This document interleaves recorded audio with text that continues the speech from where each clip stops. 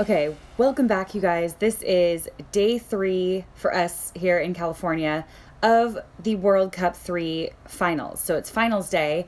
Obviously, they've already happened because we are a little bit behind here in California. But if you missed the recaps, definitely go check out these results because we had some really, really exciting results today. So diving right in, again, I'm just going to do a quick summary.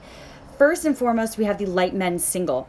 This was a very, very exciting event because we had Sean Murphy, the Aussie, taking the lead, and he is definitely one to watch. We definitely want to keep an eye on him. Followed by Slovenia, and third place, Gary O'Donovan from Ireland. Now, Gary is coming back from a wrist injury, so we are going to see how he does. Keep an eye on him at Worlds, for sure, for sure. He's doing really, really well coming back, recovering from that. So in the men's heavyweight single, we have Sverre Nielsen, which is really exciting. It's exciting to see him come back from Denmark there, now followed by Ketil Borch, who is the winner. He's done very well at Henley in the past. He's always one to watch. Very, very exciting. Followed by Damir Martin from Croatia, Andrei Sinek from the Czech Republic, followed by Robbie Manson from New Zealand, and Poland bringing up the lead with Natan. These are all really, really good guys. It could go back and forth either way. Worlds is going to be really, really exciting with some of these guys. So definitely keep an eye on that. That was a really exciting result. Followed by Heat 2. So we had the B final. We had GB's Harry Leask, who is always one to watch. He also came back from injury. So he will probably and hopefully start to climb the ranks a little bit as he recovers a little bit more from that injury. So keep an eye on him as well. He's definitely one to watch. In the light men's double, we have the very, very strong German double, the light guys, Jason Osborne and Jonathan Rummelman, who took the lead, and they just know how to race. These guys know how to race. If you want to see a good race, watch these guys because they're really, really exciting to watch. So followed by Fintan McCarthy and Paul O'Donovan in second place from Ireland. So Ireland again, just right in the mix, right in the mix. It's pretty exciting. So we'll see if that mix of Gary and Paul being split up makes any difference. Followed by Norway, and then in fourth place we have Tim and Niels from Belgium, who did a great job, and it was really exciting. Unfortunately, I think some of the lanes were fair, unfair, who knows? I don't know. Good racing all around. When we go to the regular men's double, the heavy men's double, we have Switzerland in the lead, which is really exciting, followed by a great story of the Irish guys. Phil Doyle and Ronan Byrne, who are excellent guys. They work really, really hard, and it's so fun to see them race in Ireland. They are definitely ones to watch. They are just crawling their way up the ranks in these world events and doing a really phenomenal job. Followed by the GB guys, Graham Thomas and John Collins, who are always very, very strong contenders. They've been around for a while, so they're a little bit more seasoned. So we'll see if they can kind of come back in when Worlds starts up again. So that will be really, really fun to watch. With the men's quad is also super exciting. This was a great race. This was a really, really great race. So we started with Poland here. Poland came in first, but Germany just behind them with a very, very strong quad with guys like Karl Schultz, Max Appel, Timo Piontek, and Hans Grun. So these guys, very powerful guys. They're definitely ones to kind of keep an eye on as we get to Worlds because they're going to be out for blood. They were just behind the Polish. Followed by the Dutch. Now, the Dutch also have a very, very strong quad. So the first 3 places were in just a couple seconds of each other at most. So this is going to be tight racing. And we haven't even thrown in the rest of the world yet because this is just World Cup 3. So it should get even more exciting. So these men's quads, definitely keep an eye on them. So as we move on quickly, the women's pair, the Aussies and the Kiwis are really, really putting themselves on the map here. They are ones to watch. The Aussies, Jessica Morrison and Annabelle McIntyre, did a great job with this race, and just behind them are the very strong, very experienced pair of Grace Prendergast and Carrie Gowler.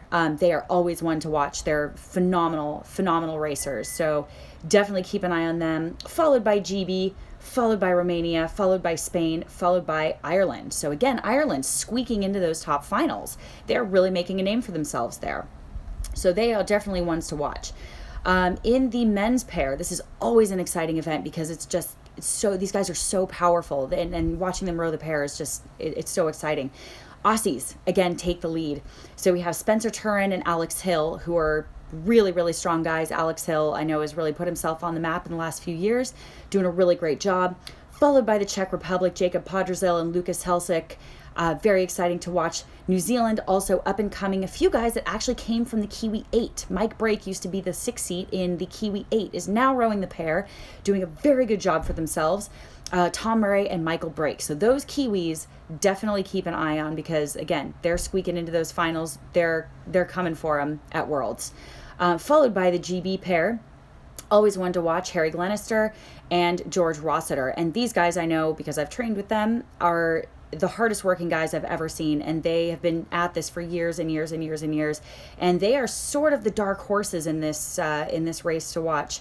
And it will be very, very exciting to see them see again if they can just claw their way up the ladder. So these guys have really, really been working hard for years and years and years to just try to make it, and they've been in different boats and different combos, and they're really stepping it up in this pair and just kind of showing the world what they can do. So moving on to the men's 4, this was also really exciting. Aussies, again, the Aussies, followed by GB of Matt Rossiter, Ollie Cook, Rory Gibbs, and Sholto Carnegie, who rode for Yale, who was winning everything all last year. Yale just did phenomenally. So these guys are kind of the young guns that are really coming up and challenging a lot of the older guys, which is so, so cool. So it's really exciting to see them kind of come back into the mix and just make a splash. So coming up behind them, we have the Germans, a very, very, very strong German 4. Again, Felix Brummel, Felix Romberger, Max Planner, and Nico Merget. So very, very challenging first, it's just a few seconds there, within the top few. So keep an eye on those guys because those 3 4s I think are going to be very, very strong. And again, at Worlds, we're going to have a few more thrown into the mix.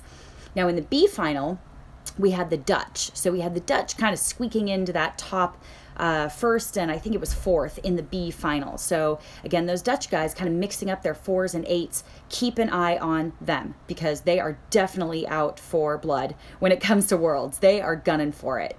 So when it comes to the women's 8, this was exciting. The Kiwis definitely put themselves on the map, not only last week at Henley, but this week coming in first. So really, really good job to Caleb Shepard, the Kiwi there, who used to be in the men's Kiwi 8, has switched over to the women's team and is now coxing the women's 8. And they are definitely putting themselves on the map in a huge, huge way. So going into Worlds, keep an eye on them. I'm personally excited to see them race the US. I think it's going to be a really, really good match. There are some phenomenal women in this Kiwi 8. Followed by Canada, then Russia. So moving on to the men's event. Now this was exciting. This was very exciting. So for the first time in a very long time, the Deutschland Doctor has gotten second. The GB8, led by Henry Fieldman, phenomenal coxswain. He's so great. He's rode at Cambridge. He's done all these things. He's part of Leander. He's a wonderful guy. And to see these guys that have been working so hard out at Caversham in the UK finally pull out a win against the Germans is a really big deal. So again, the Germans led by Martin Sauer, very exciting to watch. I think they have one of the most beautiful strokes on the water. They're just poetry in motion, to be cliche. So very, very exciting. Followed by the New Zealanders, followed by the Dutch. So you guys, again, these men's 8s, seconds between them, a very, very small margin. These 8s are definitely going to be very, very exciting to come watch as Worlds come around. And again, we start to throw in teams like the US, who doesn't really come to the World Cups, but sends the U23 teams. So we'll see what ends up happening. But anyway, lots of upsets today, lots of exciting results. Make sure that you stick around for Worlds. Again, we'll do a little bit more, but congratulations to all the crews that did so well today. It was so fun to see so many friends racing each other and doing a great job. And we will be back with more later.